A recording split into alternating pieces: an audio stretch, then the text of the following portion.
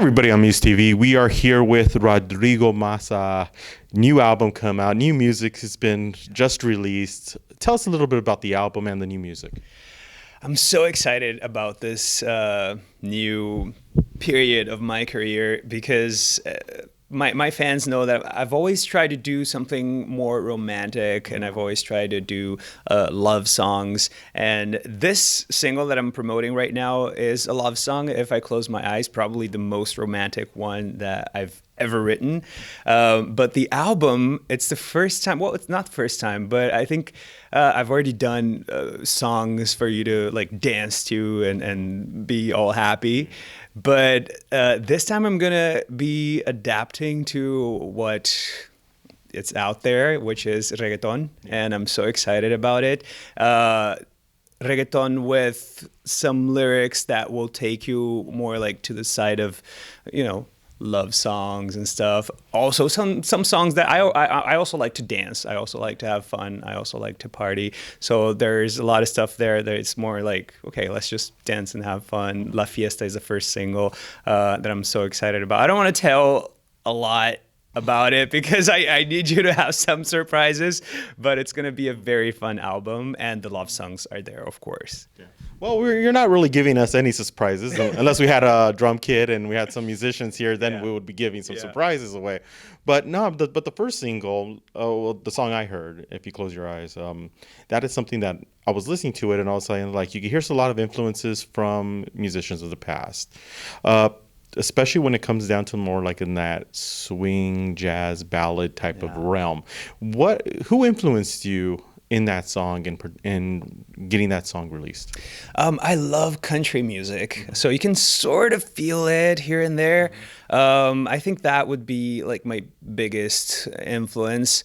And I'm a very nostalgic person. I love old songs, 80s, 90s, early 2000s, both in English and in Spanish.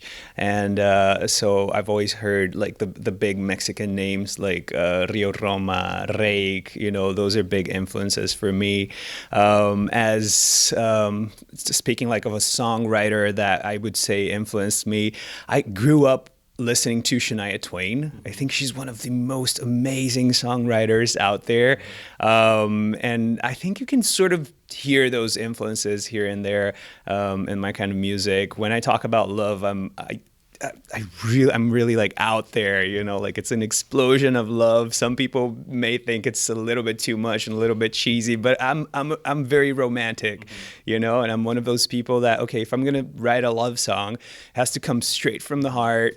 And in this case, for example, which is a love song for marriage proposals or for a wedding, I wanted to really write the sentences and the words that I want to tell someone one day. I want to, get on my knees and say all that to that person.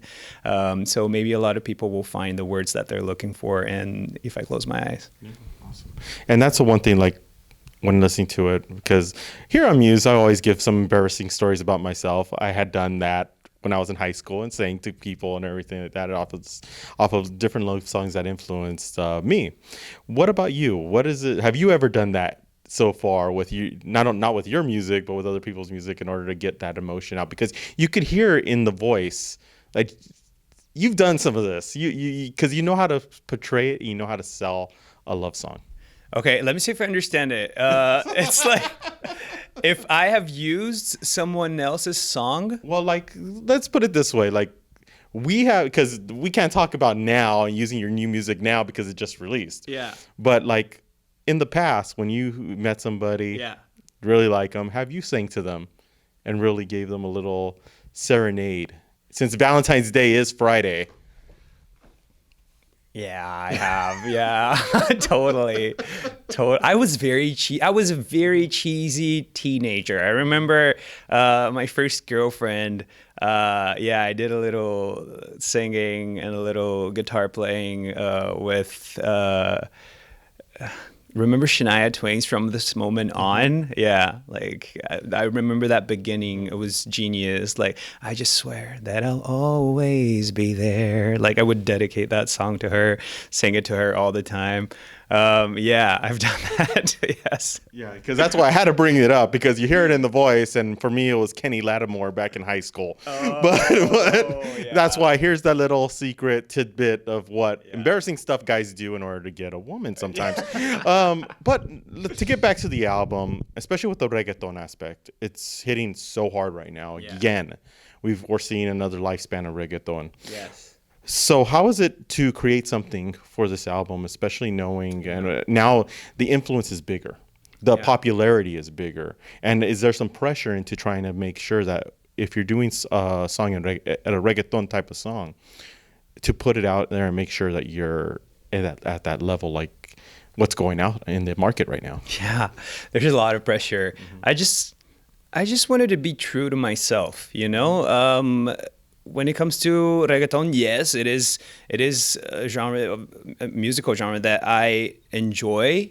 Like everyone, I go to the club and I'm dancing to it, but I didn't want to lose my essence. You know, I always focus on the lyrics, and people always compliment my writing, so I didn't really want to lose that. Having said that, there are 3 songs in the album which are very basic lyrics, you know, literally just, okay, yeah, let's go party and have a good time. And we need those songs, you know, those that are very simple. You don't have to do much thinking to understand what they're talking about. And I enjoy them so much. I feel like it takes the pressure off of your shoulders sometimes, like, oh, you know, I don't really need to write like this huge love letter. Let's just write a song about having fun.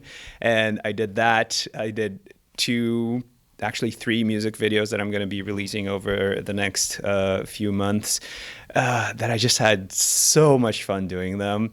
And if you've seen all the stuff that I've done previously, I always like putting something controversial here and there, and there is going to be some of that as well, especially in 2 music videos.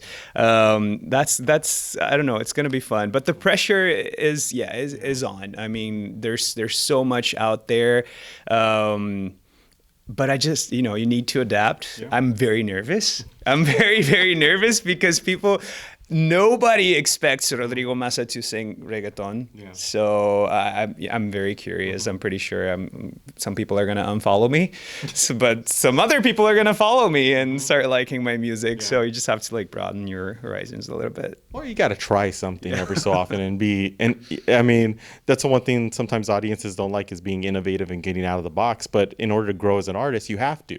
Totally. And you have to try new things. We won't talk about the videos yet on the controversies. We'll wait till that comes out. Okay. But where can they buy your album? What can you're going to be playing anywhere in LA pretty soon or around the country? I hope so soon. We don't have any dates right now. I do have dates in Vancouver though, but you know, like if anyone happens to be out in Vancouver, they'll be in my social media soon. And you can buy my album all the digital platforms as of April. Right now, you can only buy the single, which is If I Close My Eyes, and also the Spanish version, Sin Mirar Atrás. They're both on the same release, and yeah, that's the song that I'll be working with during the next few months. Very cool. And that's something that we need. We need more artists like yourself in order to come out here, take risks, take chances, because a lot of people love playing that sandbox and don't go out. You're taking the risk, you're taking the chances, especially from the first single, moving into different genres. You're definitely taking that risk. We look forward to hearing the whole album, watching the videos, seeing everything that's going to be coming out from you very soon. So thank you so much for stopping with us. Thank you so much for this interview, and I hope you like my music. And we'll see you soon here on MUSE TV.